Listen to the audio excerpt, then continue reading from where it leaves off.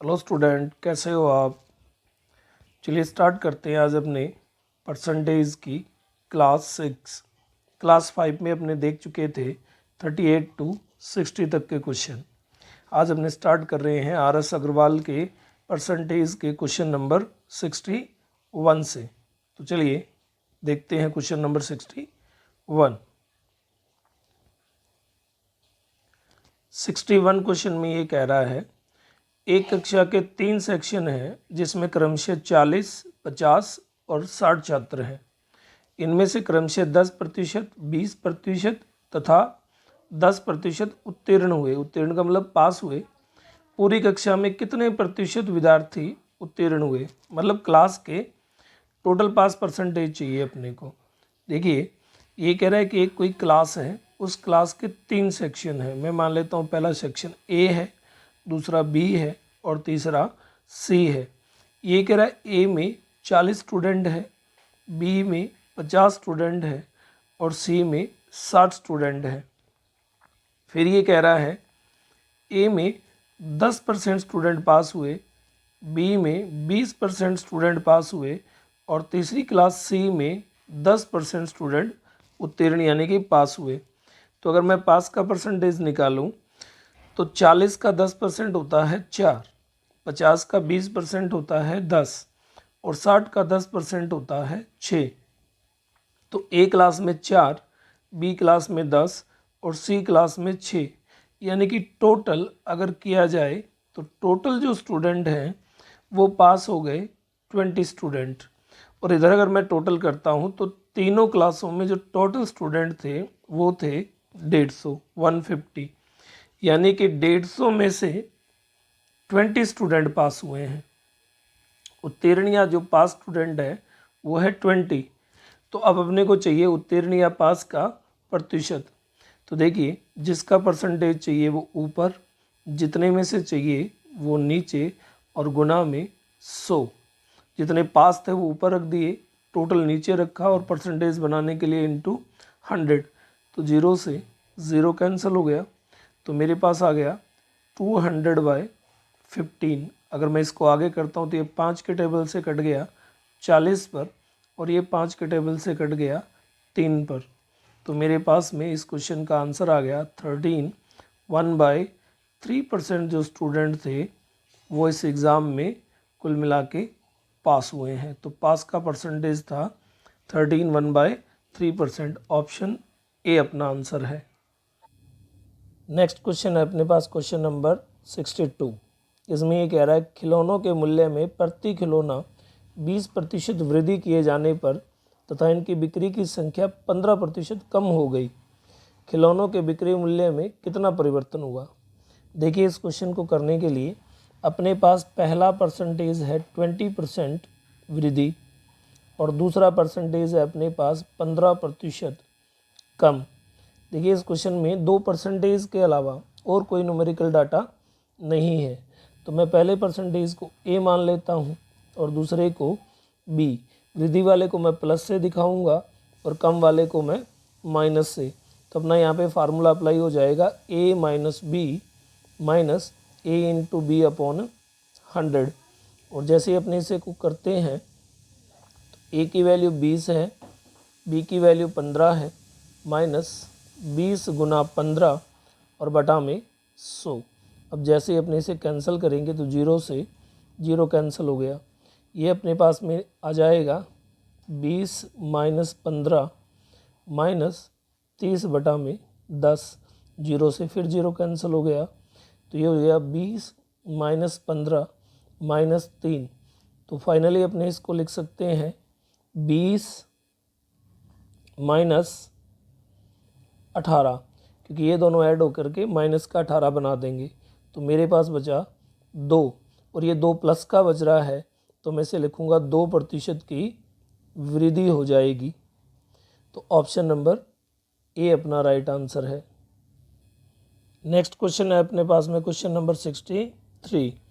इसमें ये कह रहा है अजय अपने वेतन का 25% घर के किराए में, 5% खाद्यान्न पर, 15% यात्रा पर और 10% कपड़ों पर खर्च करता है तथा 27,000 रुपये की बचत करता है।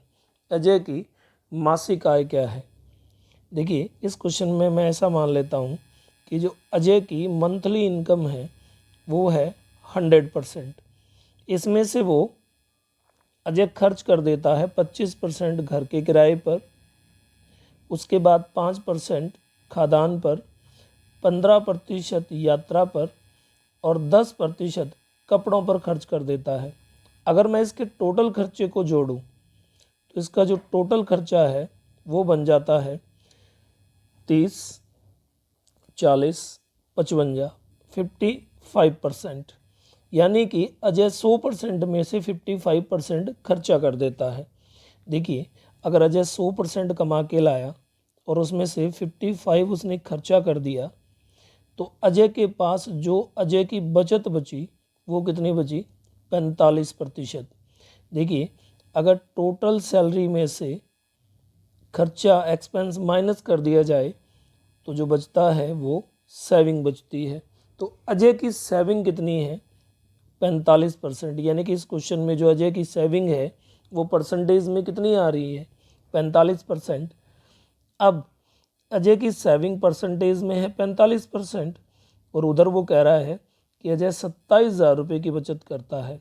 तो 45% की जो वैल्यू है वो 27,000 रुपये है और पूछा अपने से गया है अजय की आय यानी कि इनकम। तो अगर मैं दोनों साइड में 9 से काट दूं तो ये 9 से कट गया 5 पे और ये 9 से कट गया 3,000 पे। तो मेरे पास 5% की जो वैल्यू है वो आ गई 3,000 रुपये। अब अगर मैं इस 5 को 20 से गुणा करता हूँ तो मेरे पास हो जाएगा 100%। और अगर मैं इस 3 को 20 से गुणा करता हूँ तो मेरे पास हो जाएगा 60,000 रुपया। और यही अपना आंसर है कि अजय कितना कमाता है, 100%। और 100% की वैल्यू कितनी आई है, 60,000। ऑप्शन ए अपना राइट आंसर है। नेक्स्ट क्वेश्चन है अपने पास क्वेश्चन नंबर 64। इसमें ये कह रहा है कौशल के मासिक वेतन का 12% नंदिनी के मासिक वेतन के 16% के समान है। सुरेश का मासिक वेतन नंदिनी के मासिक वेतन का आधा है। सुरेश का वार्षिक वेतन 1,08,000 रुपये है, 1.08 लाख है। कौशल का मासिक वेतन कितना होगा। देखिए इस क्वेश्चन में ये कह रहा है कि कोई कौशल है, जिसे मैं कैसे दिखा देता हूँ कि कौशल का जो 12% है वो नंदिनी के मासिक वेतन का 16% के बराबर है। क्लियर। और उसके बाद वो कह रहा है सुरेश का मासिक वेतन नंदिनी के मासिक वेतन का आधा है। यानी कि कोई सुरेश है और सुरेश का जो मासिक वेतन है वो नंदिनी के मासिक वेतन का आधा है। तो अगर मैं यहाँ पे रेशो बनाना चाहूँ तो देखिए अगर नंदिनी का मासिक वेतन 2 है तो सुरेश का मासिक वेतन 1 है। मान लीजिए नंदिनी अगर 2 लाख कमाती है तो सुरेश उसका आधा 1 लाख कमाता है। ये नंदिनी और सुरेश की बात हो गई। उसके बाद अगर मैं यहाँ पे काटूँ तो देखिए अगर मैं यहाँ पे काटूँ तो ये 4 से कट गया 3 पर और ये 4 से कट गया 4 पर। और रेशो में जो जिसके सामने होता है वो उसका रेशो होता है। तो मेरे पास कौशल और नंदिनी का रेशो यहाँ से बन गया 4:3। एक बार फिर से सुन लीजिए कि जो जिसके सामने होता है वो उसका रेशो होता है। तो यहाँ से मेरे पास में कौशल और नंदिनी का रेशो आ गया 4:3 और नंदिनी और सुरेश का रेशो आ गया 2:1। अब मैं यहाँ पे इनका रेशो इक्वल करूँगा।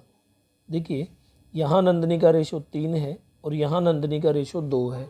तो सेम क्वेश्चन में डबल रेशो नहीं हो सकता। तो मैं इन दोनों रेशो को 2 से और इन दोनों रेशो को 3 से गुणा कर देता हूँ। तो मेरे पास में कौशल, नंदिनी और सुरेश का जो सैलरी है या वेतन है उसका रेशो सिमिलर हो जाएगा। नंदिनी का रेशो दोनों जगह सिमिलर हो जाएगा। तो अगर मैं 2 को 4 से गुणा करूं तो ये बनेगा 8 और 2 को 3 से गुणा करूं तो ये बनेगा 6 और इधर मैं अगर इस 3 को इस 2 से गुणा करूं, इस 3 को इस 2 से गुणा करूं तो मेरे पास में बन जाएगा 6। यानी कि नंदनी का दोनों जगह रेशो हो गया 6, और फिर मैं इस 3 को 1 से करता हूँ तो मेरे पास सुरेश का रेशो बन जाएगा 3, यानी कि मेरे पास में कौशल, नंदनी और सुरेश का जो रेशो है वो आ गया 8, 6, 3। अब देखिए मेरे पास में जो क्वेश्चन में दिया हो सुरेश का एनुअल इनकम दी हुई है, वार्षिक वेतन दिया हुआ है।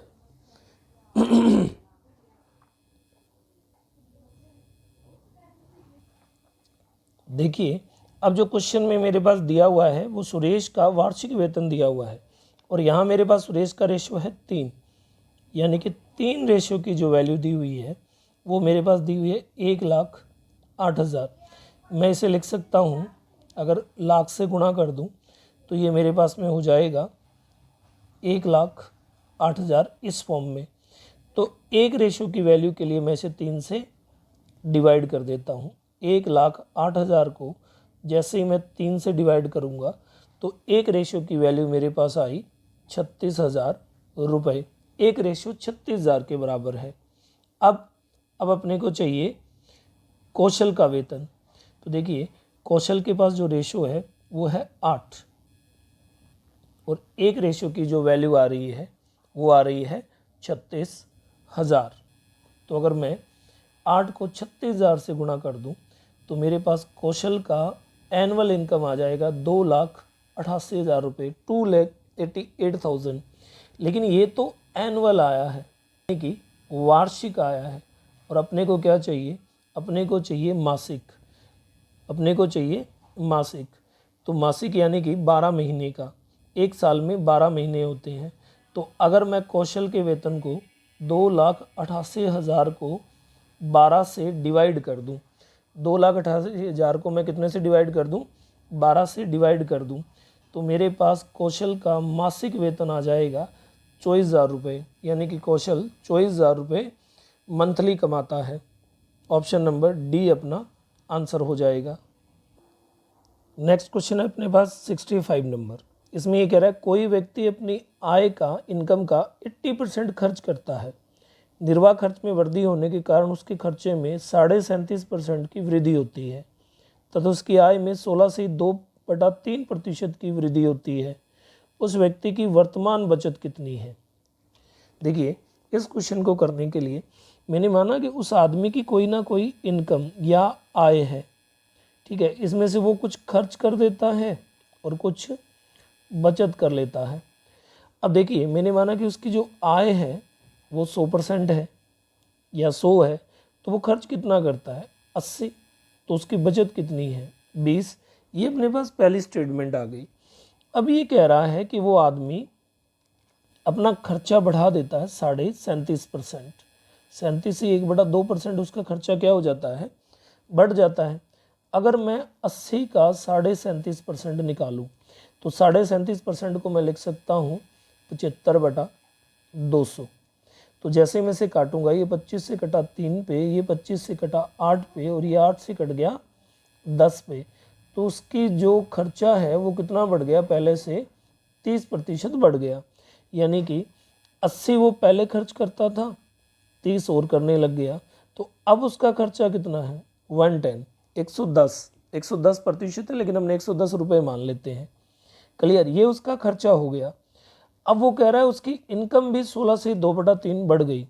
देखिए अगर मैं बात करूँ 100 का 16 से 2/3%, तो परसेंटेज निकालने की ज़रूरत नहीं है, जो 100 पे होता है वो डायरेक्ट परसेंटेज ही होता है। तो यानी कि अगर वो पहले 100 कमाता था तब उसकी इनकम 16 से 2/3 और बढ़ गई, यानी कि अब उसकी इनकम हो गई 116 2/3 रुपये, ऐसा मान लेते हैं।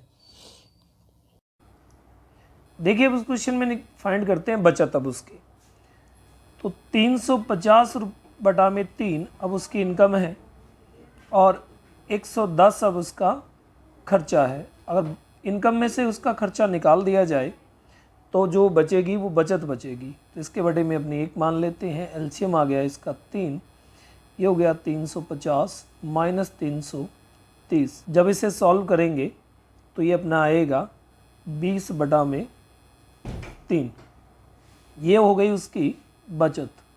अब इस क्वेश्चन में इसने पूछा है कि वर्तमान बचत कितनी है, वो परसेंटेज में पूछी है। तो बचत का प्रतिशत निकालने के लिए अपने फार्मूला लगाते हैं कि 20/3 बचत है वो उसकी कितने में से, 350/3 में से, यानी कि 350/3 उसकी इनकम है, 20/3 उसकी बचत है, और परसेंटेज के लिए इनटू अपने लगा देंगे 100। जो डिवाइड के डिवाइड में होता है वो चला जाएगा अब ऊपर, तो अपने पास आ जाएगा 20/3। ये फ्रैक्शन अपने आप को रोटेट करेगी तो ये हो जाएगी 3/350 और गुणा में 100। 3 से 3 कैंसिल हो गया, 0 से 0 कैंसिल हो गई, और इसके बाद अपने अगर काटते हैं तो ये 5 से कट गया 20 पे, और ये 5 से कट गया 7 पे। अब जैसे ही अपने इसे सॉल्व करेंगे तो अपने पास में आ गया 40/7, और इसे अपने लिख सकते हैं 5 सही 5/7%, और यही अपना आंसर है। Option number B is right answer. Next question है अपने पास 66 नंबर। ये कह रहा है एक कॉलेज के सभी छात्रों में से 12% छात्रों की रुचि खेलों में है, कुल छात्रों के 10% की रुचि गायन में है, तथा कुल छात्रों के 3/4 की रुचि नृत्य में है। शेष यानी कि बाकी 15 छात्रों की रुचि किसी गतिविधि में नहीं है। कॉलेज में कुल कितने छात्र हैं, यानी कि स्टूडेंट हैं। देखिए इस क्वेश्चन को सॉल्व करने के लिए मैंने माना कि टोटल जो स्टूडेंट है वो 100% है, कि टोटल स्टूडेंट कितने मान लिए 100%। टोटल स्टूडेंट इस स्कूल में या कॉलेज में 100% है। ये कह रहा है इनमें से 12% की खेलों में रुचि है, 10% की रुचि गायन में है, और 3/4, देखिए 3/4 जो होता है वो होता है 75%। तो 75% की जो रुचि है वो नृत्य यानी कि डांस में है। अगर मैं इनका टोटल कर लूँ तो मेरे पास में हो जाएगा 97%, यानी कि 100 में से 97% जो स्टूडेंट है वो कोई ना कोई खेल में या किसी ना किसी डांसिंग, गायन, सिंगिंग में पार्टिसिपेट करते हैं।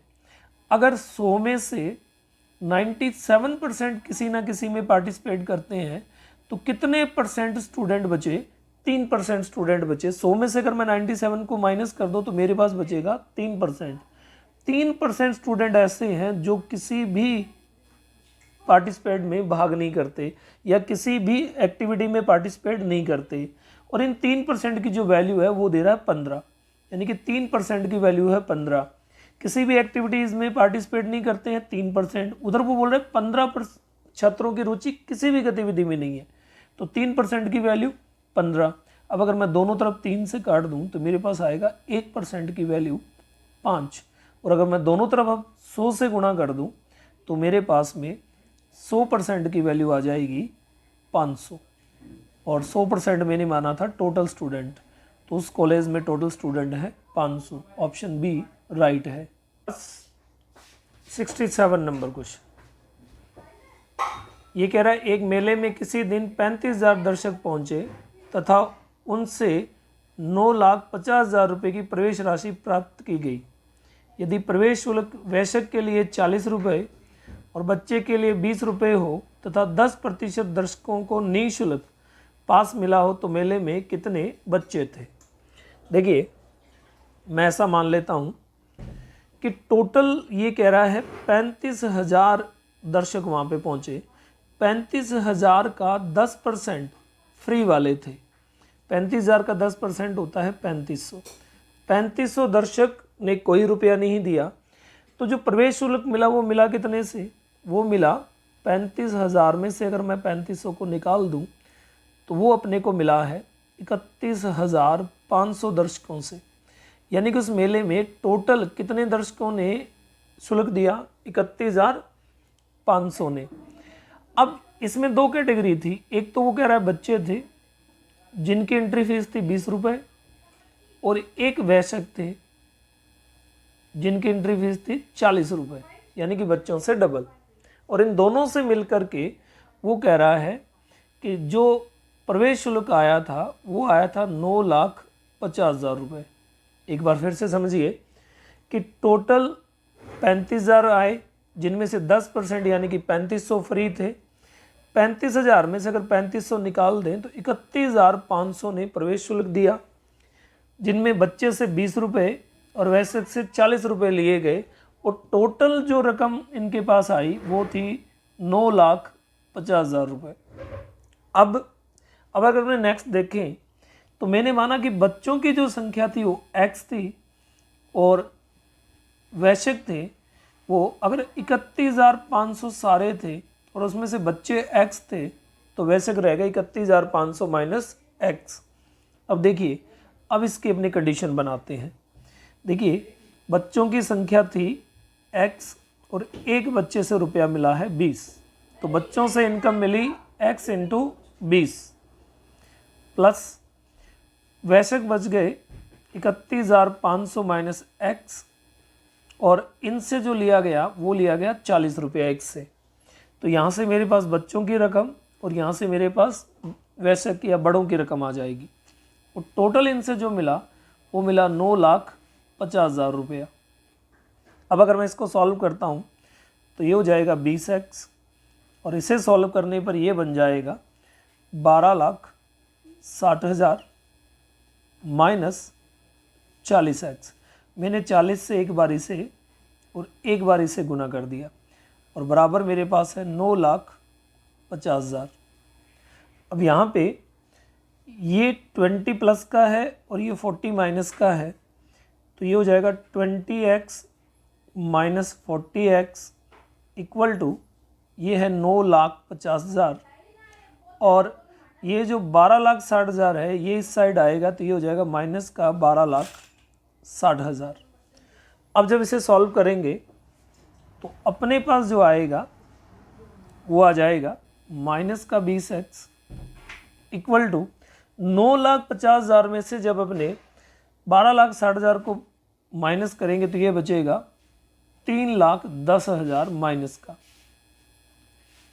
माइनस से माइनस कैंसिल हो गया, तो x की वैल्यू के लिए 3,10,000 को 20 से डिवाइड कर देंगे, और जैसे ही 20 से डिवाइड करेंगे तो x की वैल्यू आ जाएगी अपने पास में 15,500, और x स्टार्टिंग में माना था बच्चों को। तो यही अपना आंसर है कि मेले में बच्चों की संख्या थी 10,500, बी अपना राइट आंसर हो जाएगा। नेक्स्ट क्वेश्चन है अपने पास 68 नंबर क्वेश्चन। इसमें ये कह रहा है सोनू ने मोना से 10% अधिक निवेश किया तथा मोना ने रघु से 10% कम निवेश किया। यदि तीनों ने कुल 5780 रुपये निवेश किए हों तो रघु ने कितना धन लगाया था।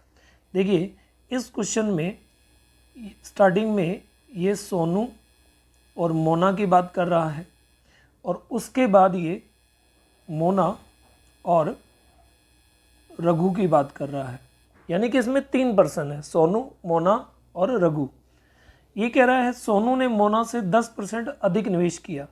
अगर मोना ने 100% इन्वेस्टमेंट किया है तो सोनू ने उससे 10% जाना, यानी कि 110 निवेश किया है। अब अगर मैं इसका रेशो बनाता हूँ तो मेरे पास रेशो बनेगा 11:10।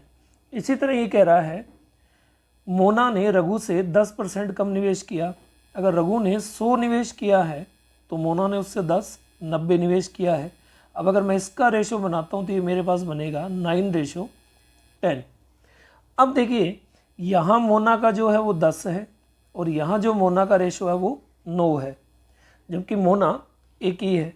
तो इस क्वेश्चन में अपने को सोनू, मोना और रघु का रेशो चाहिए।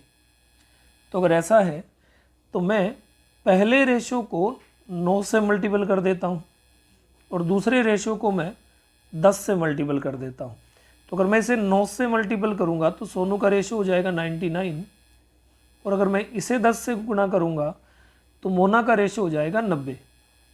अब अगर मैं दूसरे में 10 से 9 को गुणा करूँगा तो मेरे पास मोना का रेशो हो जाएगा 90, जो यहाँ ऑलरेडी 90 में लिख चुका हूँ, और इस 10 को अगर मैं 10 से करूँगा तो रघु का रेशो हो जाएगा मेरा 100। यानी कि अपने मोना का रेशो दोनों जगह इक्वल कर लिया, क्योंकि मोना अगर क्वेश्चन में एक ही है, सिंगल पर्सन है, तो उसका रेशो भी सिंगल होना चाहिए। और यहाँ पे अपने पास अब सभी का सिंगल रेशो आ गया। अब ये क्वेश्चन रेशो का हो गया। तो अगर मैं देखूँ तो सभी के पास जो टोटल रेशो है, अगर मैं इसे ऐड कर देता हूँ तो ये हो जाता है 289 रेशो, यानी कि सोनू, मोना और रघु के पास जो टोटल रेशो है वो है 289, और तीनों के पास जो टोटल पेमेंट है वो है 5,780 रुपये। तो एक रेशो के लिए मैं डिवाइड कर देता हूँ 5,780 को 289 से, तो अपने पास 1 रेशो की जो वैल्यू है वो आ गई 20। एक रेशो 20 के बराबर आ गया, एक रेशो की वैल्यू 20 रुपये।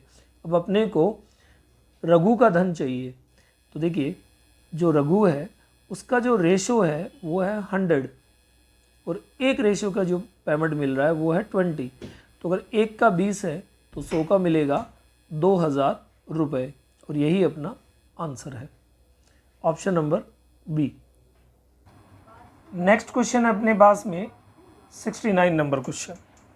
ये कह रहा है एक गांव में प्रतिवर्ष 10% बच्चों की वृद्धि होती है। यदि वर्ष 2003 में बच्चों की संख्या 2000 हो तो वर्ष 2006 में बच्चों की संख्या कितनी थी। देखिए ये कह रहा है 2003 में जो बच्चों की संख्या थी वो थी 2000 बच्चे, और ये कह रहा है 2006 में, यानी कि 3 साल के बाद बच्चों की संख्या कितनी हो जाएगी। और बच्चों की संख्या में हर साल 10% की वृद्धि हो जाती है, मतलब उनकी संख्या हर साल 10% इंक्रीज़ हो जाती है। देखिए मैंने आपको पहले भी बताया था कि जब भी नेक्स्ट या बाद में जाना होता है तो क्वेश्चन को संख्या से स्टार्ट किया जाता है। तो इसमें अपने पास है कि 2003 में बच्चों की संख्या थी 2000, पहले साल 2004 में संख्या बढ़ गई 10%, तो 110/100 हो गई। 2005 में फिर 10% बढ़ गई तो 110/100 हो गई, और 2006 में फिर 10% हो गई तो 110/100 हो गई। तो 2006 में जो जनसंख्या है वो कितनी है ये फाइंड हो जाएगी। तो जैसे अपने इसे सॉल्व करते हैं तो 3 जीरो से नीचे वाले 3 जीरो कट गए, और इन 3 जीरो से ये 3 जीरो कैंसिल हो गए नीचे वाले। तो अब अगर अपने इसे सॉल्व करते तो अपने पास आ गया 2 × 11 × 11 × 11। देखिए ये अपने पास हो गया 2, और ये अपने पास हो गया 3 का क्यूब, 11 का क्यूब, और 11 का क्यूब होता है 1331, जो 3 बार मल्टीप्लाई में आता है वो क्यूब होता है। तो 2 × अगर 1331 को मल्टीप्लाई करते हैं तो अपने पास 2006 में बच्चों की संख्या आ जाती है 2662, और यही अपना आंसर है, option is right answer. Next question है अपने पास में क्वेश्चन नंबर 70। ये कह रहे किसी कस्बे की जनसंख्या में पहले वर्ष 5% की वृद्धि होती है तथा दूसरे वर्ष 5% की कमी होती है। यदि दूसरे वर्ष के अंत में इसकी जनसंख्या 7,980 हो तो वर्ष के प्रारंभ में जनसंख्या कितनी थी, यानी कि स्टार्टिंग में जनसंख्या कितनी थी। देखिए ये कह रहा है कि जो फर्स्ट ईयर है पहला साल, तब जनसंख्या 5% बढ़ गई यानी कि इंक्रीज़ हुई, और जो दूसरा साल था उसमें जनसंख्या 5% डिक्रीज़ हो गई यानी कि कम हो गई। और ऐसा होने के बाद अब जो जनसंख्या है वो 7,980 है। तो ये बोला स्टार्टिंग में, प्रारंभ में या स्टार्टिंग में जनसंख्या कितनी थी। देखिए ये बाद की दे करके पहले की जनसंख्या पूछ रहा है। जो जनसंख्या दी हुई है ये कब की है, बाद की, और उसे जो चाहिए वो कब का चाहिए, पहले का। तो मैंने पहले ही बताया था कि जब भी क्वेश्चन में पहले का दे के बाद का पूछे तो संख्या से स्टार्ट करेंगे, लेकिन अगर संख्या दे करके पहले का पूछे तो उस क्वेश्चन को एक्स से स्टार्ट करेंगे। तो अपने ऐसे मान लेते हैं कि माना 2 साल पहले या 2 वर्ष पहले स्टार्टिंग में, 2 वर्ष पहले स्टार्टिंग में शहर की जो जनसंख्या थी वो थी एक्स। तो पहले साल ये बढ़ गई 5%, तो ये हो गई 105/100, और दूसरे साल ये हो गई 5% कम, तो ये हो गई 95/100। और ऐसा होने के बाद 2 साल बाद आज ये जनसंख्या है 7,980। तो स्टार्टिंग में ये जनसंख्या कितनी थी, यानी कि एक्स की वैल्यू फाइंड करने के लिए अपने इन दोनों डाटा को इस साइड लेके आएंगे। तो जैसे ही अपने ये करते हैं तो ये हो जाएगा x बराबर 7,980 गुना 100/105, क्योंकि जब फ्रैक्शन दूसरी साइड आती है तो अपने आप को रोटेट कर लेती है। और ये हो जाएगा 100 बटा में 95। अब देखिए अगर मैं इसे काटता हूँ तो ये 20 से कट गया 5 पर और ये हो गया 21 से कट गया 5 पर। ये मेरा 20 से फिर 5 पे कटा और ये मेरा कट गया 19 से।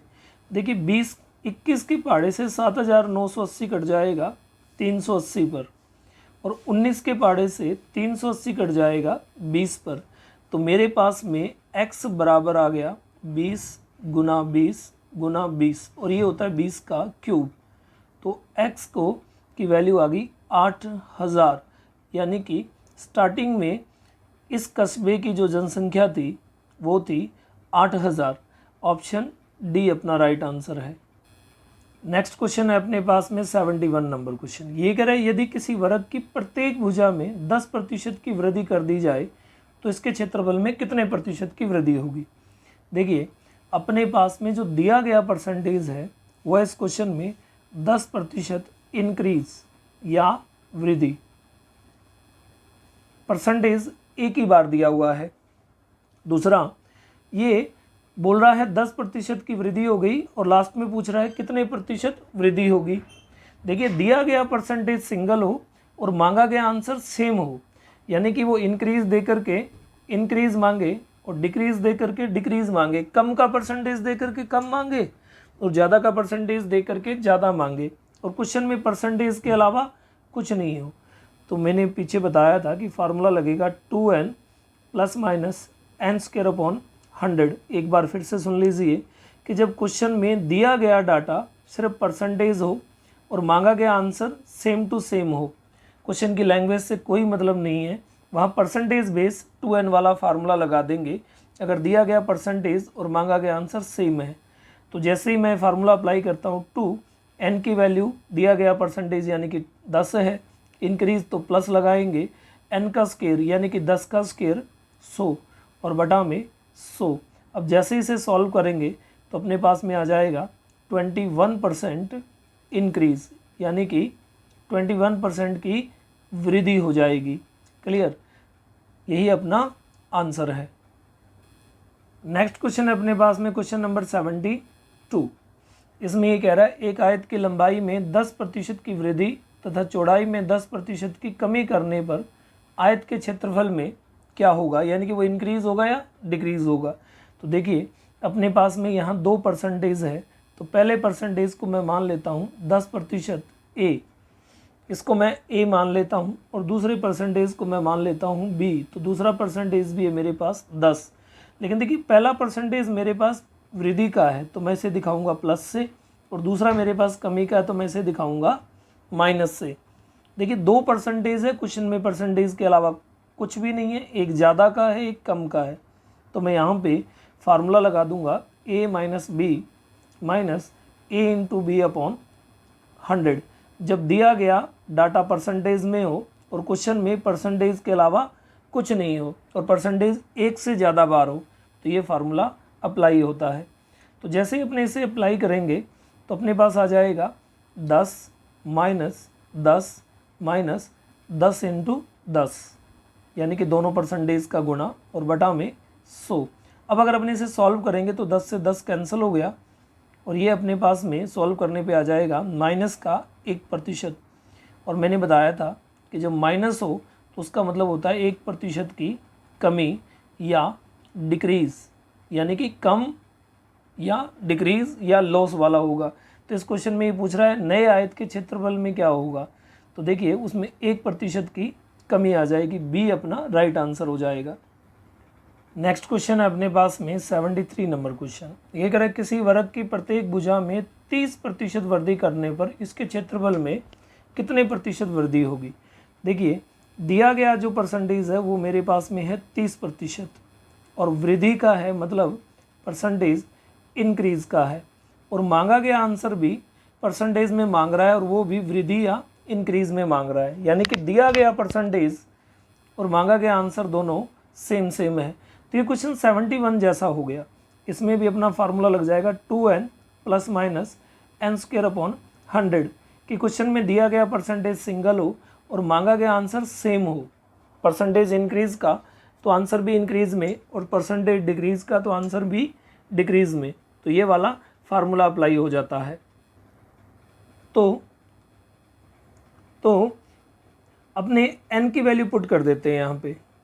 अब अपने n की वैल्यू पुट कर देते हैं यहाँ पे, तो मेरे पास है 2, n की वैल्यू है 30, इंक्रीज है तो प्लस आएगा, 30 का स्क्वायर 900 और बटा में 100।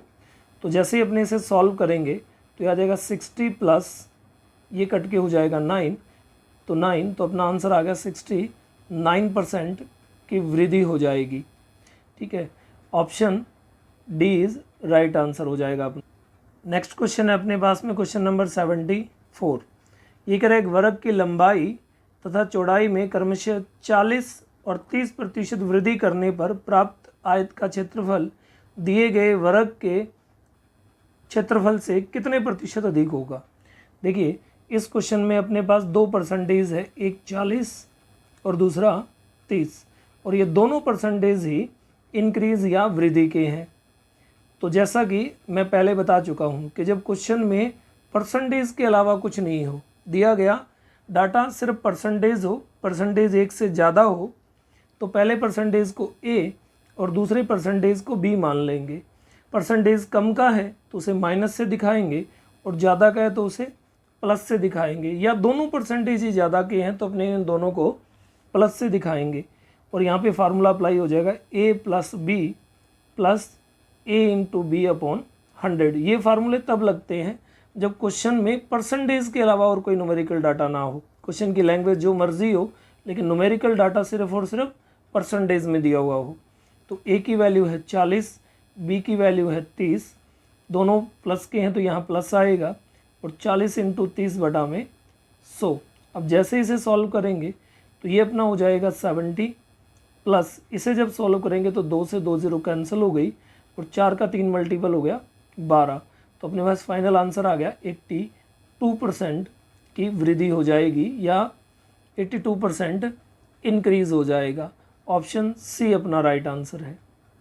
नेक्स्ट क्वेश्चन है 75 नंबर क्वेश्चन। इस क्वेश्चन में ये कह रहा है एक आयत की लंबाई में 20% वृद्धि करने तथा चौड़ाई में 20% की कमी करने पर क्षेत्रफल में कितने प्रतिशत कमी आएगी। तो देखिए अपने पास में 2 परसेंटेज हैं, पहला 20% वृद्धि का तो ये प्लस का है, और दूसरा 20% कमी का तो ये माइनस का है।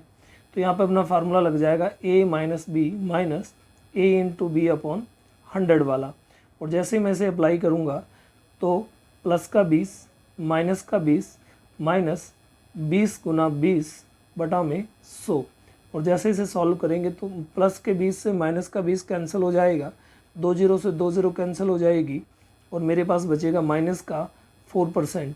और अपने से माइनस या प्लस में नहीं लिख सकते, माइनस वाले को अपने लिखेंगे 4% की कमी। तो ऑप्शन सी अपना राइट आंसर हो जाएगा। नेक्स्ट क्वेश्चन है अपने पास में क्वेश्चन नंबर 76।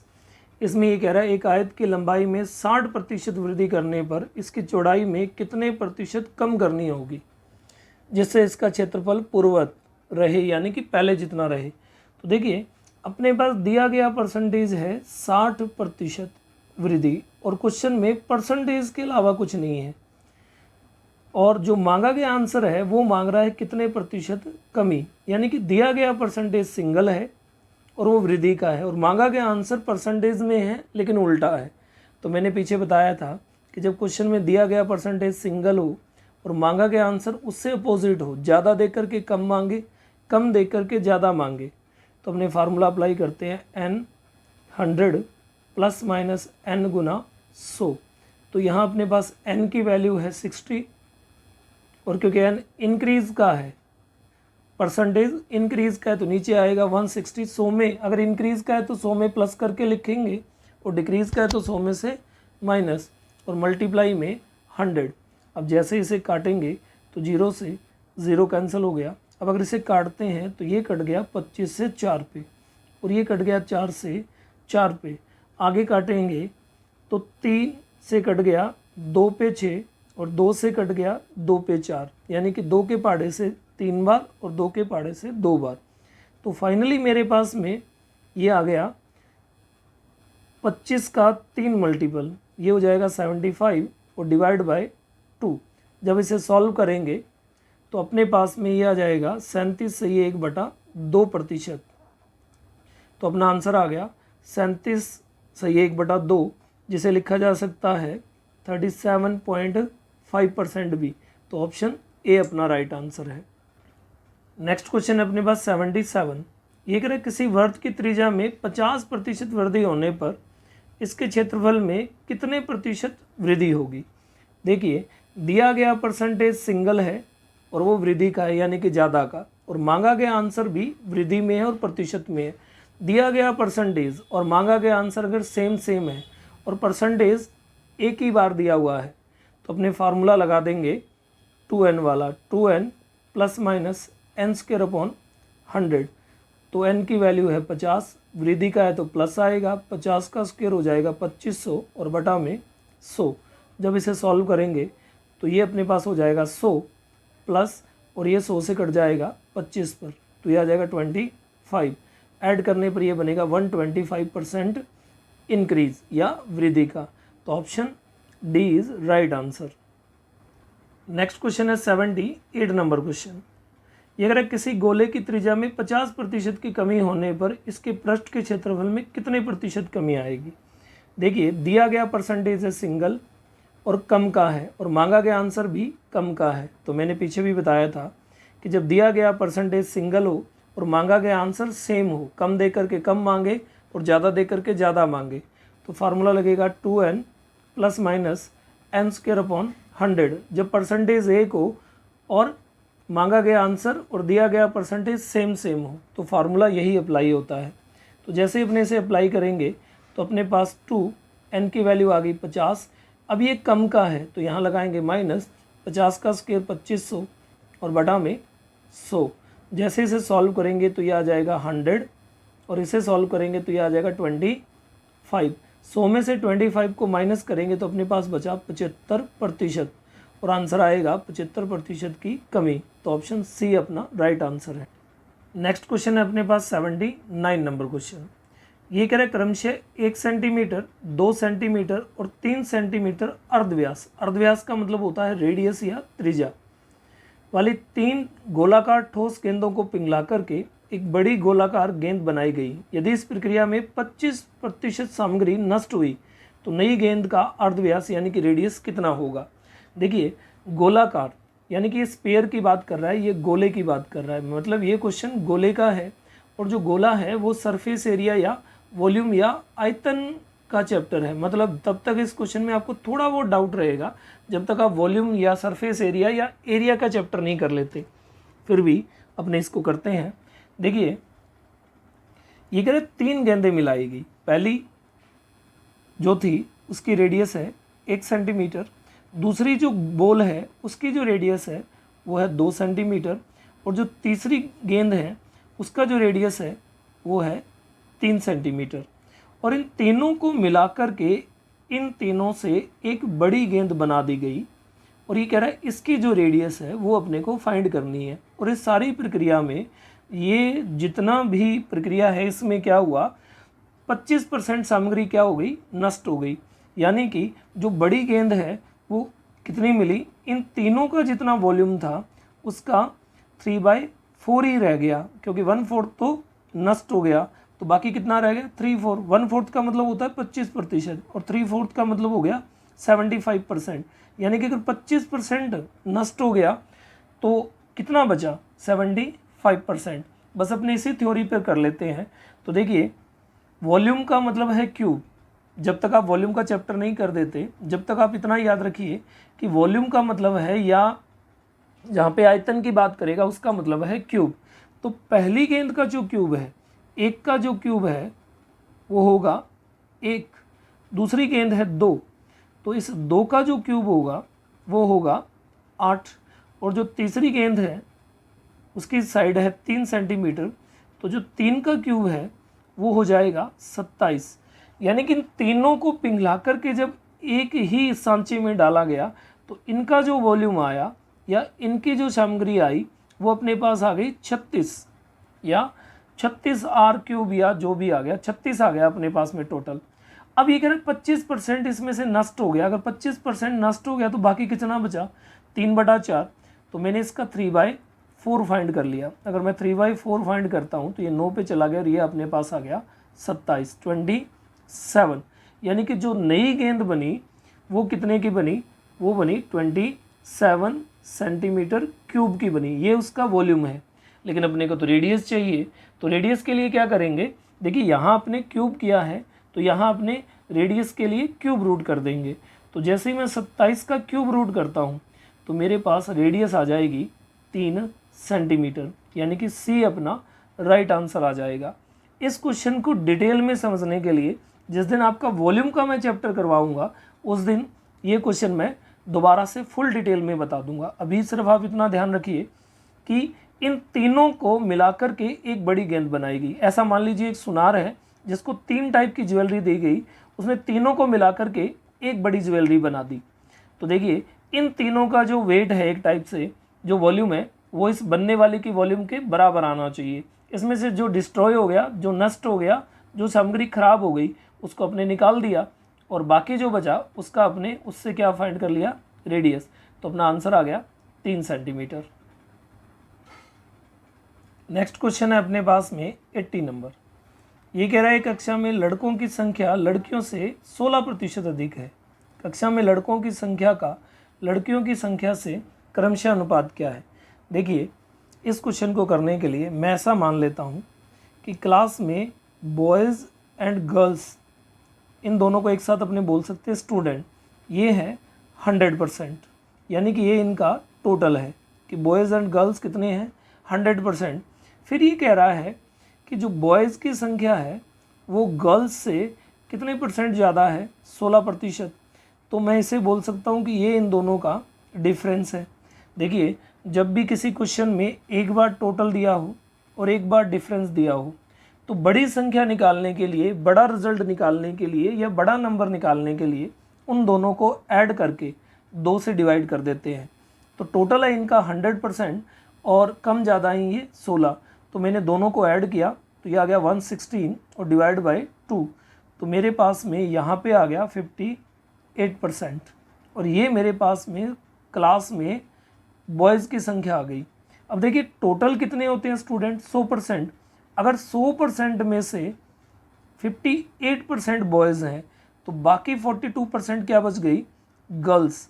तो देखिए मेरे पास में जो बॉयज़ का रेशो है या बॉयज़ का परसेंटेज है वो आ गया 58% और जो गर्ल्स का परसेंटेज आ रहा है मेरे पास में वो आ गया 42%। और अब मेरे को दोनों का रेशो चाहिए तो मैं दोनों को 2 के टेबल से या 2% से काट देता हूँ। तो ये कट गया 29 पे और ये कट गया 21 पे। तो मेरे पास क्लास में बॉयज़ एंड गर्ल्स का रेशो आ गया 29:21। Option number B right answer है। नेक्स्ट क्वेश्चन है 81 नंबर क्वेश्चन। इसमें ये कह रहा है एक परीक्षा में रितीज ने 52%, सुनील ने 64% तथा रवि ने 74% अंक प्राप्त किए। यदि परीक्षा के अधिकतम अंक 750 हो तो तीनों लड़कों के औसत प्राप्त अंक कितने हैं। देखिए इस क्वेश्चन में ये कह रहा है 3 लड़के हैं। पहला है रितीज ने जो मार्क्स लिए वो थे 52%। उसके बाद सुनील ने जो मार्क्स लिए वो थे 64%। और तीसरा है रवि, तो रवि ने जो मार्क्स लिए वो थे 74%। अगर मैं तीनों को ऐड करता हूँ तो ये मेरे पास में आ जाएगा 190, 190%। ये मेरे पास तीनों का टोटल आ गया प्रतिशत का। अब मेरे को चाहिए तीनों का एवरेज, तो मैं इस प्रतिशत का ही एवरेज निकाल लेता हूँ। तो मैंने क्या किया, 190% और कितने से काट दिया, 3 से। अब देखिए पूरा नहीं कट रहा तो मैं इसी को अपना एवरेज मान लेता हूँ। देखिए अब मेरे पास तीनों का जो एवरेज आया है वो आया 190/3%। अब तीनों के जो मार्क्स हैं वो कितने हैं, 750। एग्ज़ाम के टोटल मार्क्स है 750 और मेरे को तीनों का एवरेज चाहिए, तो तीनों का एवरेज है 190/3%। अगर मैं इसको सॉल्व करता हूँ तो 750 इंटू 190/300, क्योंकि जब मैंने परसेंटेज का सिंबल हटाया तो क्या हुआ, नीचे लग गए 2 ज़ीरो। अब इन ऊपर वाले 2 ज़ीरो को मैंने इन 2 ज़ीरो से काट दिया। अब देखिए 3 के टेबल पे 75 कट जाएगा 25 पे, तो मेरे पास में यहाँ पे आ गया 25 इंटू 19। और जब मैं इसको सॉल्व करूँगा तो मेरे पास में आ जाएगा 475 मार्क्स, और यही मेरा एवरेज मार्क्स है। तो option A is right answer. देखिए एक बार फिर से कि मैंने तीनों के परसेंटेज मार्क्स ऐड किए तो मेरे पास आ गया 190%। उसके बाद मैंने यहाँ परसेंटेज का ही एवरेज फाइंड कर लिया 190/3%। ये मेरा एवरेज मार्क्स आ गए परसेंटेज में, और क्योंकि मेरे पास टोटल मार्क्स थे तो मैंने 170 का 190/3% फाइंड कर लिया, और जो आया वो मेरे एवरेज मार्क्स आ गए डायरेक्ट। नेक्स्ट क्वेश्चन है अपने पास 82 नंबर। इसमें ये कह रहा है गेहूं के मूल्य में 20% कमी होने के कारण एक व्यक्ति 600 रुपये में पहले से 10 किलोग्राम गेहूं अधिक खरीद सकता है। भाव में कमी होने के बाद गेहूं का भाव कितना है? तो देखिए मैंने ऐसा क्वेश्चन आपको स्टार्टिंग में बताया था, और मैंने कहा था जब भी वो परसेंटेज में रेट को कम या ज़्यादा कर रहा हो और बाद में वो भाव में कमी होने के बाद वाला या कम वाला रेट पूछ रहा हो, परसेंटेज में इंक्रीज़ हो, ज़्यादा हो तो बोले ज़्यादा वाला भाव बताओ, और परसेंटेज में कम हो तो वो बोले कम वाला भाव बताओ, तो वो अपने से प्रेजेंट प्राइस मांग रहा है, यानी कि मार्केट प्राइस या प्रेजेंट का प्राइस, वर्तमान भाव मांग रहा है, यानी कि अब का। तो मैंने इसके लिए आपको फार्मूला बताया था कि इंक्रीज़ या डिक्रीज़ का परसेंटेज इनटू रुपए अपॉन 100 और इनटू यहाँ आ जाएगा वेट या वज़न, और ये केजी में आएगा। अब जैसे ही मैं इस फार्मूले को अप्लाई करता हूँ तो इंक्रीज़ या डिक्रीज़ हो रहा है 20 गुना में रुपया अपने पास है 600, नीचे आ जाएगा 100, और गुना वेट कम या ज़्यादा जो आ रहा है वो कितना है 10 किलोग्राम। तो जैसे ही मैं इसे सॉल्व करूँगा तो देखिए 3 से मेरी 3 ज़ीरो कैंसिल हो गई, एक इन 2 ज़ीरो से ये 2 ज़ीरो, तो मेरे पास फाइनल बचा 2 × 6, और जब मैं इसे सॉल्व करूँगा तो मेरे पास आ जाएगा 12 रुपये पर केजी, यानी कि भाव में कमी होने के बाद जो गेहूं का रेट हो गया वो हो गया 12 रुपये पर केजी, और यही अपना आंसर है। Option number C is right answer. Next question है 83 नंबर क्वेश्चन। इसमें ये कह रहा है एक छात्रावास में 600 लड़के हैं, इनमें से प्रत्येक लड़का हॉकी अथवा फुटबॉल अथवा दोनों खेल खेलता है। 75% लड़के हॉकी तथा 45% लड़के फुटबॉल खेलते हैं, तो कितने विद्यार्थी दोनों खेल खेलते हैं? देखिए सिंपल सी बात है कि अगर मैं ऐसा मान लूँ कि उस हॉस्टल में या उस छात्रावास में टोटल कितने स्टूडेंट हैं, तो 100%। जब भी कहीं पूरा या टोटल होता है तो वो अपने आप में 100% होता है कि 100% स्टूडेंट है, और ये कह रहा है इन 100% में से 75% जो बॉयज़ हैं वो हॉकी को प्ले करते हैं, और 45% जो लड़के हैं वो फुटबॉल को खेलते हैं। अब अगर मैं इन दोनों को ऐड कर देता हूँ तो देखिए 75 + 45 मेरे पास में टोटल हो गया 120%, यानी कि अकॉर्डिंग टू 75 और 45 कितने लड़के हैं जो गेम प्ले कर रहे हैं, वो है 120%, जबकि हॉस्टल में लड़के ही कितने हैं 100%। तो यहाँ 100% से कितना ज़्यादा है, तो यहाँ 100% से 20% ज़्यादा है। तो ये 20% बॉयज़ या लड़के कौन से हैं, ये वो लड़के हैं जो हॉकी और फुटबॉल दोनों गेम प्ले करते हैं, यानी कि दोनों लिस्ट में इन्होंने अपना नाम लिखवा रखा है, इसलिए ये ज़्यादा हो गया 100% से। तो देखिए अपने पास दोनों गेम प्ले करने वाले लड़कों की संख्या आ गई 20%। अब टोटल लड़के कितने हैं 600, और 600 का 20% क्या खेलते हैं दोनों गेम, तो 600 का 20% में जैसे ही फाइंड करूँगा मेरे पास में आ जाएगा 120। तो 120 बॉयज़ ऐसे हैं जो दोनों गेम प्ले करते हैं। Option D is right answer. Next question है अपने पास में 84 नंबर। ये कह रहा है एक कार्यालय में 72% कर्मचारी चाय पीते हैं, 44% कर्मचारी कॉफ़ी पीते हैं। यदि प्रत्येक कर्मचारी चाय अथवा कॉफ़ी अवश्य पीता हो तथा 40 कर्मचारी चाय और कॉफ़ी दोनों पीते हैं, तो इस कार्यालय में कुल कितने कर्मचारी हैं? देखिए किसी भी ऑफिस में, ये भी सेम पिछला है फुटबॉल और हॉकी जैसा, कि किसी भी ऑफिस में जो टोटल कर्मचारी होते हैं या टोटल वर्कर होते हैं वो होते हैं 100%। 100 में से ये कह रहा है 72% चाय पीते हैं, और 44% जो है वो कॉफ़ी पीते हैं। अगर मैं इन दोनों को ऐड कर दूं तो मेरे पास में हो जाएगा 116%। अब अगर मैं देखूं तो 100 से कितना ज़्यादा है यहाँ पे 16%। तो ये 16% वो कर्मचारी हैं जो चाय और कॉफ़ी दोनों पीते हैं, यानी कि चाय आती है चाय ले लेते हैं और कॉफ़ी आती है तो कॉफ़ी ले लेते हैं। अब अगर क्वेश्चन में देखें तो ये बोला 40 कर्मचारी दोनों पीते हैं, यानी कि दोनों पीने वाले परसेंटेज में कितने हैं 16%, और दोनों पीने वाले संख्या में कितने हैं 40। तो 16% की वैल्यू आ गई 40।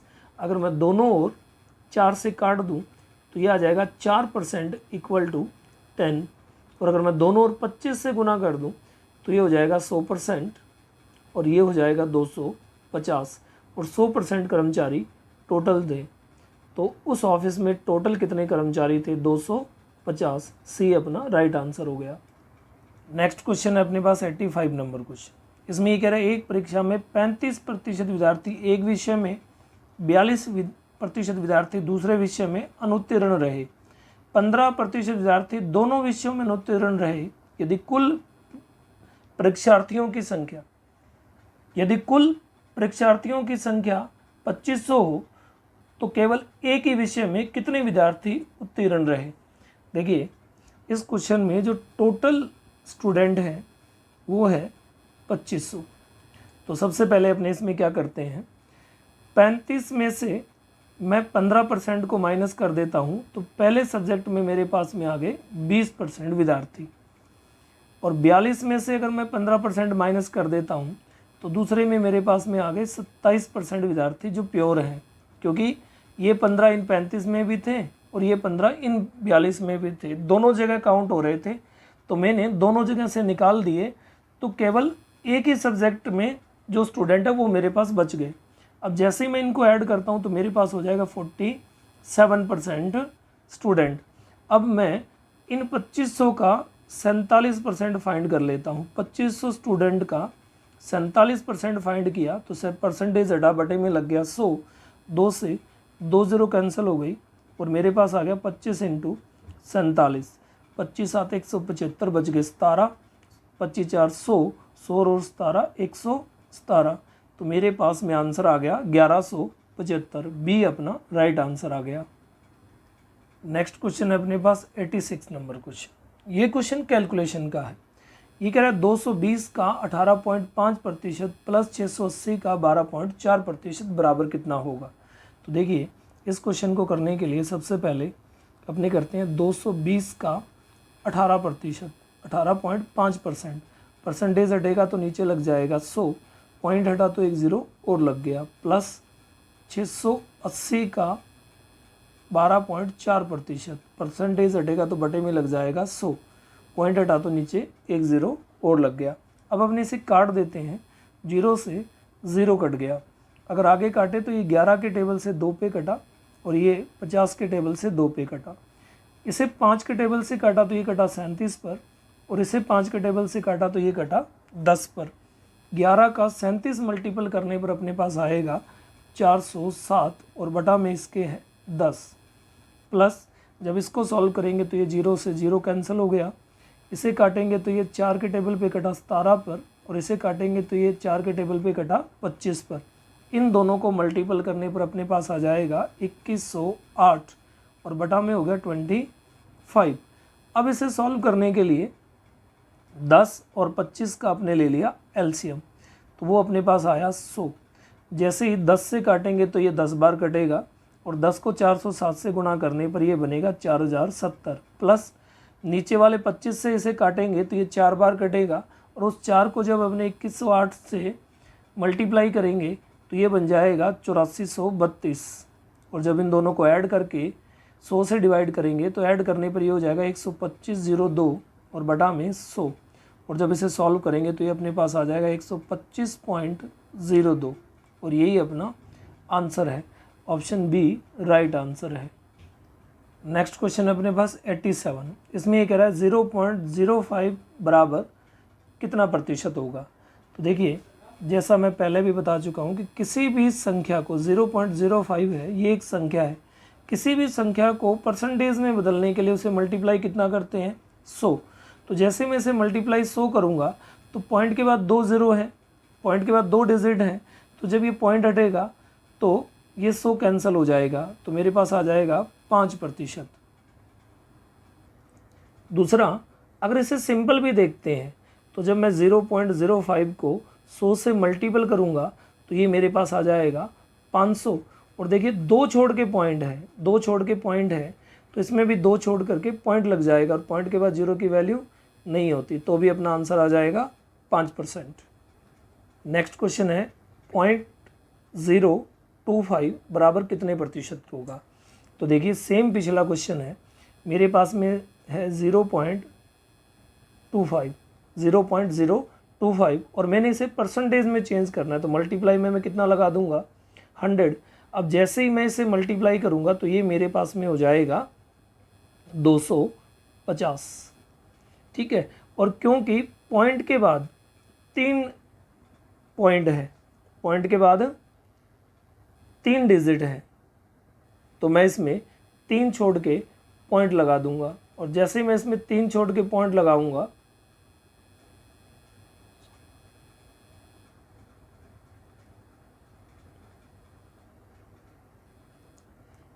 देखिए इस क्वेश्चन को करने के लिए मेरे पास संख्या है 0.025 और मैंने इसे परसेंटेज में बदलना है, तो मैं इसके साथ मल्टीप्लाई में लगा दूंगा 100। अब देखिए पॉइंट के बाद में जितने डिजिट होते हैं उतने नीचे 1 के साथ 0 आ जाते हैं, तो अगर मैं पॉइंट हटाता हूँ तो पॉइंट के बाद 3 डिजिट है, तो नीचे मेरे पास 1 के साथ कितने 0 आ गए 3। अब देखिए 2 से 2 0 कैंसिल हो गए, तो मेरे पास में फाइनल बचा 25/10।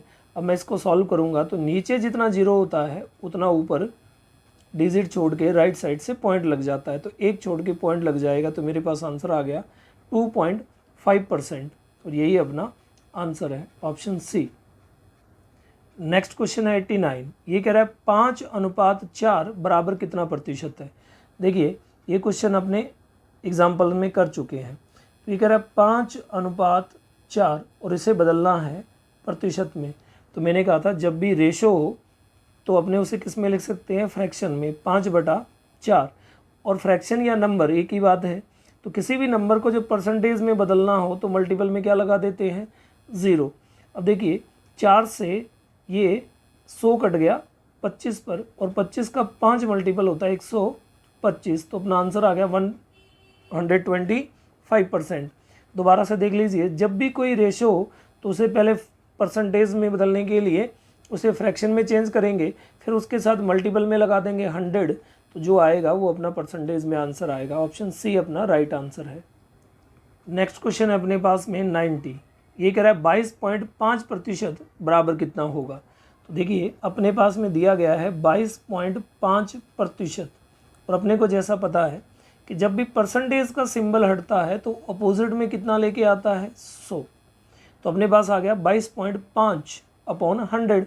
अब अगर मैं इसको आगे सॉल्व करता हूँ तो देखिए पॉइंट के बाद एक डिजिट है, तो अगर मैं पॉइंट हटाऊंगा तो नीचे 1 0 और आ जाएगा, 2 0 पहले से 1 0 और आया तो नीचे हो गया 1000। अब सिंपल सा बेसिक बोर्ड मास का रूल है कि नीचे जितने 0 होते हैं उतना ऊपर राइट साइड से डिजिट छोड़ के, अंक छोड़ के पॉइंट आ जाता है, तो नीचे 3 0 है, तो मैं 225 में 3 छोड़ के पॉइंट लगा दूंगा, तो अपने पास हो जाएगा 0.225, और यही अपना आंसर है। ऑप्शन बी अपना राइट आंसर हो गया। नेक्स्ट क्वेश्चन है अपने पास 91, ये कह रहा है x का 16% बराबर 0.008। तो अपने को x की वैल्यू, क्वेश्चन मार्क को मैं बोल रहा हूँ x की वैल्यू फाइंड करनी है। तो देखिए मैं इस क्वेश्चन को सिंपल लिख लेता हूँ, x का 16%, परसेंटेज हटेगा तो नीचे लग जाएगा 0, बराबर ये कह रहा है 0.008। अगर मैं पॉइंट हटाता हूँ तो पॉइंट के बाद 3 डिजिट है, तो नीचे 1 के साथ 3 0 आ जाएंगे। अब अगर मैं इसे सॉल्व करता हूँ तो आमने सामने कट जाता है, तो ये 100 से कट गया 1 पे और ये 100 से कट गया 10 पे।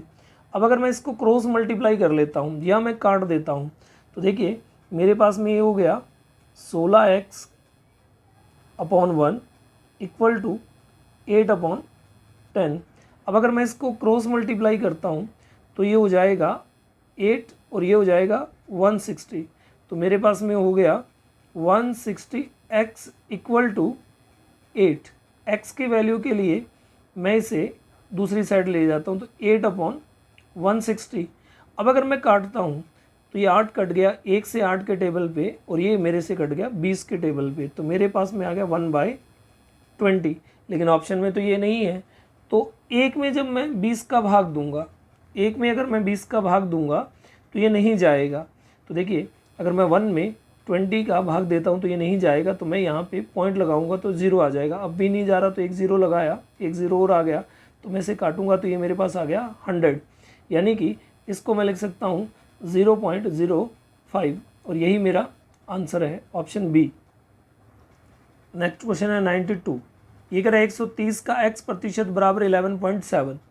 तो हमने इसको लिख सकते हैं 130 का x प्रतिशत हटेगा तो बटे में 100 लग जाएगा, और बराबर इसको लिख सकते हैं 11.7। अब देखिए इसके बटे में मैं 1 मान लेता हूँ। अब जैसे मैं इसका पॉइंट हटाऊँगा तो नीचे लग जाएगा 0।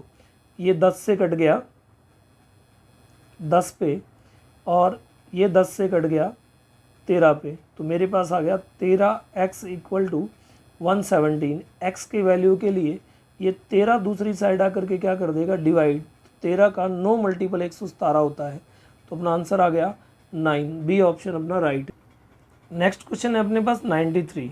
इसमें ये कह रहा है 80 का 30% बटा में x बराबर 24। देखिए 30% है, जैसे ही मैं इसका परसेंटेज हटाऊंगा तो नीचे मल्टीपल में आ जाएगा 100। अब देखिए 2 से 2 0 कैंसिल हो गए ये दोनों, तो मेरे पास में आ गया 24 बटा में x इक्वल टू 24। अगर मैं इसको क्रॉस मल्टीप्लाई करूँगा इसके बटे में 1 मान के, तो देखिए ये इससे मल्टीपल होगा तो ये बन जाएगा 24x, और ये इससे मल्टीपल होगा तो बराबर में आ जाएगा 24। तो x की वैल्यू के लिए ये 24 इधर जाकर के इसको काट देगा, तो 24 से 24 कटा तो मेरे पास आ गया 1। ऑप्शन सी मेरा राइट आंसर हो गया। नेक्स्ट क्वेश्चन है 94। इसमें ये कह रहा है 24 का x प्रतिशत बराबर 64। तो देखिए अपने इसे लिखना स्टार्ट करते हैं। 24 का x प्रतिशत हटेगा तो बटे में लग जाएगा 100 बराबर 64। जब इसे आगे सॉल्व करेंगे तो इसके बटा में 1 मान के मैं क्रॉस कर देता हूँ, तो मेरे पास आ गया 24x बराबर 6400। अब x की वैल्यू के लिए मैं 24 को दूसरी साइड ले जाता हूँ तो ये उधर जाके हो जाएगा डिवाइड में। अब जैसे ही अपने इसे 8 के टेबल से काटेंगे तो 6400 8 से कट गया 8 बार यानी कि 800, और 24 8 से कट गया 3 बार, तो मेरे पास आ गया 800 बटा में 3। और जब इसे सॉल्व करेंगे तो यह आ जाएगा 266 से ही 2 बटा 3, और यही अपना ऑप्शन नंबर सी आंसर है। नेक्स्ट क्वेश्चन है अपने पास 95 नंबर क्वेश्चन। ये कह रहा है यदि 500 का x प्रतिशत बराबर 300 का y प्रतिशत तथा 200 का y प्रतिशत का x प्रतिशत बराबर 60 हो तो x बराबर कितना होगा। तो देखिए इस क्वेश्चन को करने के लिए पहले अपने फर्स्ट कंडीशन को उठाते हैं। तो ये कह रहा है 500 का x प्रतिशत बराबर 300 का y प्रतिशत। तो देखिए ये अगर मैं काट दूँ तो ये 100 से कट गया 5 पर, और ये 100 से कट गया 3 पर, तो मेरे पास में आ गया 5x बराबर 3y। मैं इसको उल्टा लिख लेता हूँ 3y बराबर 5x, क्योंकि अपने को x की वैल्यू चाहिए, तो मैं यहाँ से y की वैल्यू निकाल लूँगा कि y बराबर आ गया 5x बटा में 3। ये अपने पास y की वैल्यू आ गई यहाँ से। अब देखिए दूसरा पार्ट इसमें ये क्या कह रहा है, दूसरे पार्ट में ये कह रहा है 200 का y प्रतिशत, तो y बटा में 100 प्रतिशत हटेगा का x प्रतिशत हटेगा तो बटे में 100 लग जाएगा, और बराबर कितना है 60। अगर मैं इसको सॉल्व करता हूँ तो देखिए 2 से 2 0 कैंसिल हो गई, और ये 100 जा कर के उधर मल्टीपल हो जाएगा, तो मेरे पास में आ जाएगा 2 into Y into X equal to 6000। अब देखिए y की वैल्यू मेरे पास है 5x/3, तो मैं यहाँ पे पुट कर देता हूँ, तो मेरे पास आ गया 2 इंटू वाई की वैल्यू है 5x, इस y की जगह मैं उसकी वैल्यू पुट कर रहा हूँ 5x/3 into X equal to 6000। अब देखिए इन दोनों का मल्टीपल हो जाएगा 10x, और जब इसे x से मल्टीपल करूँगा तो ये मेरा हो जाएगा 10x², और ये 3 इधर जाके इसके साथ मल्टीपल करेगा तो ये हो जाएगा 6 3 18,000। तो यहाँ से जब मैं 10 को दूसरी साइड लेके जाऊँगा तो मेरे पास में आ जाएगा x² बराबर 18,000/10, तो मेरे पास x² की वैल्यू आ जाएगी 1800। अब देखिए इस क्वेश्चन में मेरे पास x² की वैल्यू आ गई 1800, और अब मैं इसको लिख सकता हूँ x² बराबर 900 गुणा 2। बात तो एक ही है, लेकिन क्या होता है जब किसी का स्क्वायर हटाया जाता है तो उसके सामने वाले का रूट हो जाता है। तो जैसे मैं इसका रूट करूँगा तो 900 30 का रूट होता है और 2 किसी का रूट नहीं है, तो मैं इसको लिख सकता हूँ 30√2, और यही मेरा आंसर है, option number D. Next question है अपने पास 96। ये कह रहा है एक संख्या के 45% का 15% यदि 105.3 हो तो इस संख्या का 24% कितना है। देखिए इस क्वेश्चन को सॉल्व करने के लिए मैं ऐसा मानता हूँ कि माना वो संख्या कितनी थी, x थी, तो मैं क्या करता हूँ x का 45% गुना 15% बराबर, ये कह रहा है 105.3 है। अब देखिए जो मैंने फाइंड करना है दोबारा से इस संख्या का, वो मैं 7 वाले रिजल्ट के साथ मल्टीप्लाई में डाल दूंगा, तो 24%, तो 24 बटा आ गया 100। देखिए ये कह रहा है एक संख्या का 45% का 15% बराबर 105.3 है। अब जो मैंने फाइंड करना उस संख्या का, वो मैं सामने वाले जो पहले रिजल्ट बना उसके साथ मल्टीप्लाई कर दूंगा। अब अगर मैं इसे सॉल्व करता हूँ तो देखिए ये हो जाएगा x का 45 गुना 15 बटा में हो जाएगा 100 गुना 100, और बराबर 1053 गुना 24, और बटा में मैं लिख दूंगा 1000, क्योंकि मैंने जब ये पॉइंट हटाया तो मैंने नीचे एक ज़ीरो लगा दिया। अब देखिए इस 1000 से ये 3 ज़ीरो कैंसिल हो गई। अब मैं इसे 5 से काट सकता हूँ 2 पे, इसे 5 से काट सकता हूँ 3 पे, और ये 3 से ये कैंसिल हो जाएगी 8 पे। तो मेरे पास में जब मैं इसे क्रॉस मल्टीप्लाई करूँगा,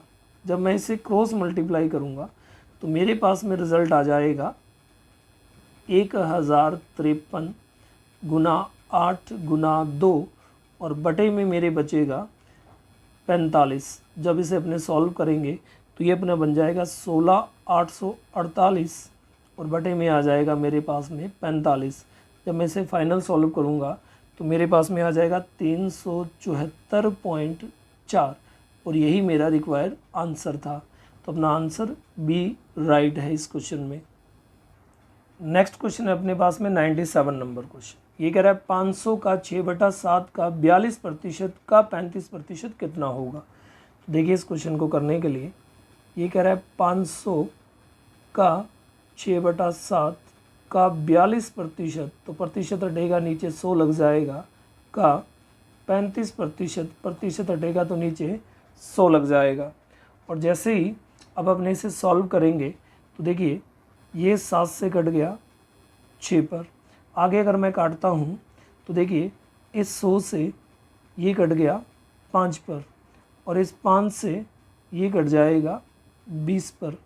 तो फाइनली मेरे पास में आ गया 6 × 6 × 35, और बटा में मेरे पास में आ गया 20। अब अगर मैं इसे आगे और काटता हूँ तो देखिए ये 5 से कट गया 4 पर, और ये 5 से कट गया 7 पर। अब ये 2 से कटा 2 पर, और ये 2 से कटा 3 पर, और इस 2 से ये कट गया 3 पर। तो मेरे पास फाइनल आ गया 3 × 3 × 7, जिसे सॉल्व करने पर मेरा बनेगा 63 3 और यही मेरा आंसर है। तो ऑप्शन ई मेरा राइट हो गया इसमें। नेक्स्ट क्वेश्चन है अपने पास में 98 नंबर क्वेश्चन। इस क्वेश्चन में ये कह रहा है एक भिन्न के अंश में 25% वृद्धि करें तथा हर दुगना करें तो प्राप्त भिन्न 5/9 है। मूल भिन्न क्या है, ओरिजिनल फ्रैक्शन क्या है।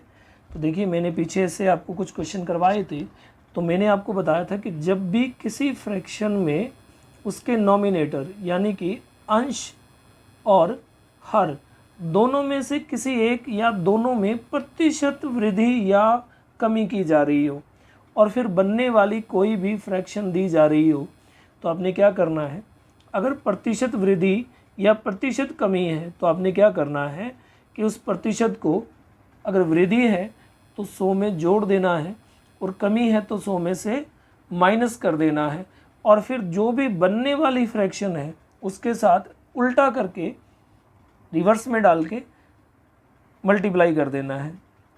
तो देखिए इसे करने के लिए मैं क्या करूँगा, ये कह रहा है एक भिन्न के अंश में 25% वृद्धि की गई, तो मैं इसे 100 में जोड़ दूंगा तो ये बना 125 और फिर ये कह रहा है हर दुगना कर दिया गया। देखिए दुगना का मतलब होता है डबल, यानी कि अगर 100% था तो वो अपना हो गया 200%। क्लियर। तो मेरे पास इसका नोमिनेटर आ गया 125 और डिनोमिनेटर आ गया 200। अब मैंने आपको जैसा बोला था कि दी गई फ्रैक्शन से, तो इसमें फ्रैक्शन दी गई है 5/9, उससे इसे उल्टा करके गुणा कर देना है, तो ये हो गया 200/125। अब मैं जैसे इसे सॉल्व करूँगा तो ये 5 से कट गया 25 पर और ये 25 से कट गया 8 पर, तो मेरे पास में आ गया 8/9। तो मूल भिन्न या ओरिजिनल फ्रैक्शन कितनी थी, 8/9। एक बार फिर से सुन लीजिए कि जब भी किसी फ्रैक्शन के अंश या हर में परसेंटेज में कोई भी कमी या बढ़ोतरी की जा रही हो, तो अगर बढ़ोतरी हो रही है तो उसे 100 में जोड़ देंगे, कमी हो रही है तो उसे 100 में से माइनस कर देंगे और जो भी अपने पास रिजल्ट बनेगा उसे दी गई फ्रैक्शन से, जो भी क्वेश्चन में दी गई फ्रैक्शन है उससे उल्टा करके मल्टीप्लाई करेंगे, जो आएगा वो अपना ऑलवेज ओरिजिनल फ्रैक्शन आ जाएगी। नेक्स्ट क्वेश्चन है अपने पास 99। इसमें ये कह रहा है एक भिन्न के अंश में 220% वृद्धि करने तथा हर में 150% वृद्धि करने पर परिणामी भिन्न 4/5 है। मूल भिन्न क्या है। तो देखिए मैंने जैसा पिछले क्वेश्चन में बताया था, ये कह रहा है अंश में 220% की वृद्धि की जा रही है, तो मैंने बोला था अगर वृद्धि है तो 100 में जोड़ दो। तो जैसे ही मैं 100 में 220 को ऐड करूँगा तो ये बन जाएगा मेरा 320 और ये एक बोल रहा है हर में 150% वृद्धि की गई, तो अगर मैं 100 को 150 में जोड़ूंगा तो ये मेरा बन जाएगा 250। तो मैं इसको लिख सकता हूँ 320/250, ये मेरा प्रतिशत वाला काम हो गया। अब इस क्वेश्चन में फ्रैक्शन दी हुई है 4/5 और मैंने कहा था आंसर लाने के लिए आपने क्या करना है, दी गई जो भी फ्रैक्शन है उसके साथ इस बनाए हुए प्रतिशत वाले डाटा को उल्टा करके मल्टीप्लाई कर देना है, तो 250 ऊपर चला जाएगा और 320 नीचे आ जाएगा। 0 से 0 कैंसिल हो गया, ये 4 से कटा 8 पे और ये 5 से कटा 5 पे, तो मेरे पास आ गया 5/8 और यही मेरा आंसर है। ऑप्शन ए अपना राइट आंसर है। नेक्स्ट क्वेश्चन है अपने पास में 100। ये कह रहा है एक भिन्न के अंश में 200% वृद्धि करने तथा हर में 400% वृद्धि करने पर परिणामी भिन्न 1 से 1/20 1/20 प्राप्त होती है। मूल भिन्न क्या है। तो जैसा मैंने पिछले क्वेश्चन में बताया कि वृद्धि है तो 100 में जोड़ दो, तो मैंने इसे जोड़ा, 200 को जब 100 में जोड़ेंगे तो ये बन जाएगा 300 और 400 को जब अपने 100 में जोड़ेंगे तो ये बन जाएगा 500। अब इसमें भिन्न दी हुई है 1 से 1/20, अगर मैं इसे सॉल्व करके लिखता हूँ तो ये हो जाएगा 21/20। और जैसा कि मैंने पिछले क्वेश्चन में बताया कि दी गई फ्रैक्शन में मल्टीप्लाई कर दो उल्टा करके जो प्रतिशत अपने जोड़ा था 100 में, तो ये हो गया 500/300। अपने इसे काटेंगे तो ये 100 से कट गया 5 पे, ये 100 से कट गया 3 पे, अगर इसे काटते हैं तो ये कटेगा 7 पे और इसे 5 से काटेंगे तो ये कटेगा 4 पे, तो अपने पास आंसर आ गया 7/4। और अगर 7/4 को आगे सॉल्व करते हैं तो अपने लिख सकते हैं 1/3/4 और यही अपना आंसर है। ऑप्शन ए अपना राइट है।